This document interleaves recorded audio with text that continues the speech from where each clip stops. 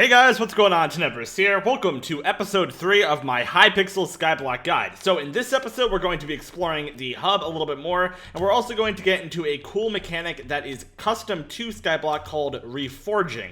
So yeah, before we get into that, make sure you guys leave a like on this video and join my Discord in the description. And yeah, so let's get right into it. So when we left off, we just went over the auction house, the enchanter, the banker, and we also went through the shops and stuff like that. However, there's a few other areas we need to go through in the hub. For example, on the right hand side, it says explore the hub objective 6 out of 13. Now, I did accidentally go into a few areas, so it's a little higher than when we left off exactly last time. However, it is pretty much what we have to do. So to begin, there's actually a Coliseum right over here, which actually is going to allow players to do combat, like player versus player combat in the future. However, I don't believe that it is going to be active all the time. I don't know necessarily what's going on, but you can see, welcome to the Coliseum, etc. Basically, you can do PvP in here, and that's pretty much the way it's going to work. But I'm not 100% sure if it's active at the moment, but there might be tournaments in the future where the winner takes all the loot and stuff like that. Now, coming right over here, you're actually going to pass these houses, obviously. You're going to be able to see a farm, and this is another area which is going to allow you to level up pretty fast if you get the correct tools. And basically, the objective is to talk to the farmer and stuff like that.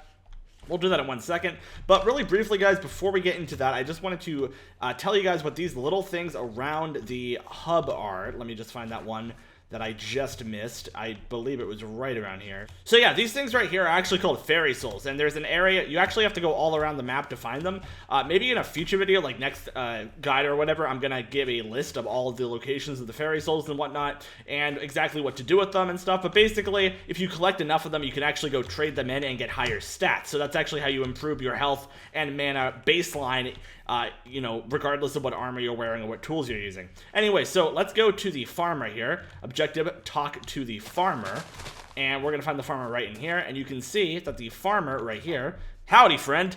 Howdy friend. My cow is sick. She needs some food to replenish her strength. Could you gather some wheat from my farm and bring it back to me so I can feed her? Poor thing. New objective, collect wheat. And you can see that there's multiple wheat farms right around here with these things on the top that regenerate wheat over time. And we're going to collect a bunch of wheat right here. All right, we got the 10 wheat necessary, and we're going to go to the farmer, and we're going to basically trade this in for basically some coins. And you can see we just got 25 coins from farming 1, and we also got 10 farming experience. And now we can actually get access to the barn, which is a more advanced version of this farm. Now, obviously, some of my textures are kind of bugged, but I'm pretty sure those are potatoes. And I'm sorry about that, guys, but you can see by going on those launch pads, you can actually go directly to the barn. The barn, the barn, the barn. You can see that there's lots of wheat, there's lots of crops, there's basically a lot of animals in here and stuff like that. And we're going to talk to the farmhand. Welcome to the barn. Feel free to harvest any crops on the island. Did you craft a wheat minion yet? Here's the recipe. New objective, craft a wheat minion. And we're going to talk about minions a little bit later, but basically the idea is that they actually generate items for you automatically. But yeah, we're not going to go that much farther that way, but there is another island back there. But this is basically the way that the farm works. It's just you collect materials, and you can actually sell wheat and stuff like that in the shop. And it's a good way to make money, and also when you level up your wheat, you can actually unlock more recipes and stuff like that. So after walking all the way back from the barn to spawn, and we sold the wheat that we collected, if you go to the exact opposite side of the map, you're actually going to see an area where you can actually collect wood. And this is kind of the wood farm, I guess is the best way to put it. And it's right next to this area. It's called the forest, actually. And it's right next to this area where there's a lot of mobs where you can actually level up some of your skills. So this is, I don't know what this is necessarily called, but you can see that there's zombie villagers. And by attacking them, you can gain coins and stuff like that. Now, I don't have armor at the moment, so it might not be the best idea for me to attack them because I am actually taking a lot of damage. So we're probably going to want to run away from them a little bit. But you can see that you can actually go in here and fight and stuff like that. But regardless, we're now in the forest, and the objective is to talk to the lumberjack. Timber, my woodcutting assistant has fallen quite ill. Do you think you could take over for him?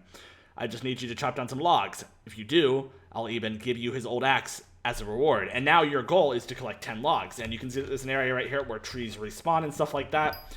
And basically just collect 10 logs. That's all you have to do. It's not that difficult. It's very straightforward. And we're going to get the efficient axe. There we go. We got the efficient axe, which actually drops 5 planks from chopping logs. So, for example, if you chop this wood, you're going to get 5 oak wood planks, which is actually more efficient than breaking it with your stone axe and then crafting regular planks. You get an extra plank essentially every time you break it. Instead of 4, you get 5, which is really nice. But yeah, efficient axe, everyone. Finally, as you go this way, you can see that there's an area over here called the Floating Islands. So obviously I'm not going to explore every single one of these islands, but basically the way it works is each of these islands has its own unique tree type. Like right here it's birch, right over here it's spruce, acacia is up there, jungle's right behind there, it's difficult to see but it's in the background, and up there is dark oak. And you can warp between these islands and gather a lot of materials and essentially level up all your collections for all these materials. So yeah, now that we warped to the birch section, you can see that there's an objective to collect birch logs and to basically collect every type of log. Now, I'm not going to do that right now. I'll probably do it off camera, but just know that there's a lot of different things you can unlock just by mining these trees, which is really nice. But we're going to actually go back right now, and maybe we'll come back to that later, or I'll do it off camera or whatever, and we can mine some wood. But regardless, let's go to the mines, which is going to be our next location to explore in the hub.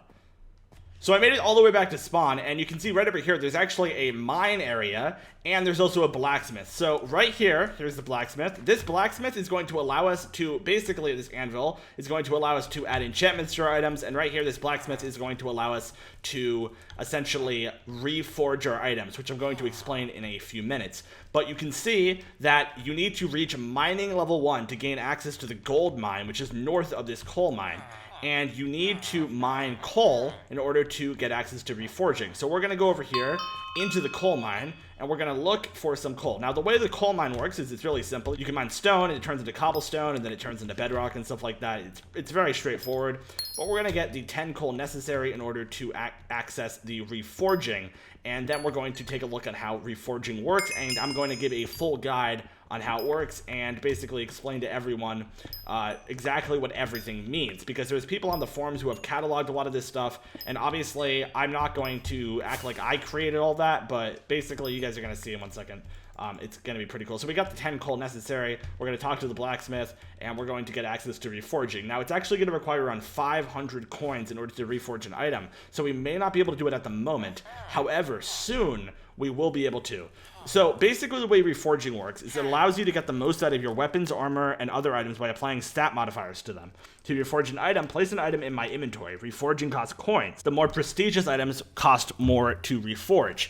However, this time I'll reforge any item for the low price of 10 coal. That's very nice. So we're going to actually reforge our rogue sword, and we're going to take a look at some of these stat modifiers that it actually gives us. So right here, you can put in our rogue sword, and we can actually get it for 10 coal. So just by placing the item in this inventory and then clicking the reforge item button, you can see that, boom, we just reforged the item and we got a hurtful rogue sword. So now I'm going to talk a little bit about exactly what these modifiers mean. So to start off, this is called a hurtful rogue sword, and different items will actually get different tags. So this one's just called hurtful, and you can see that the damage is plus 20, which is the base damage. However, it does give you plus 1 strength, which is from hurtful.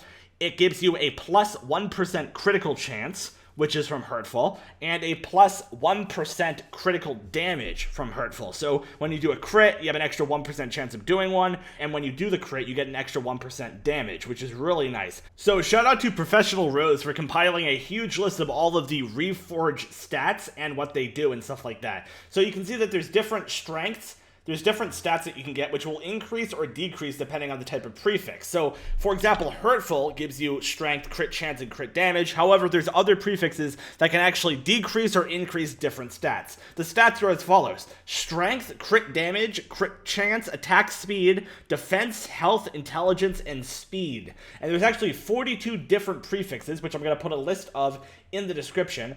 And there's different prefixes that are specifically for armor, bows, swords, and, other items. And there's also a spreadsheet, which I'm going to attach in the description, of all of the different types of stats you can get through reforging. So, for example, if you got clean, you will get a 1% attack speed, 1 defense, 1 health, and 1% speed, obviously depending on what item you get that on.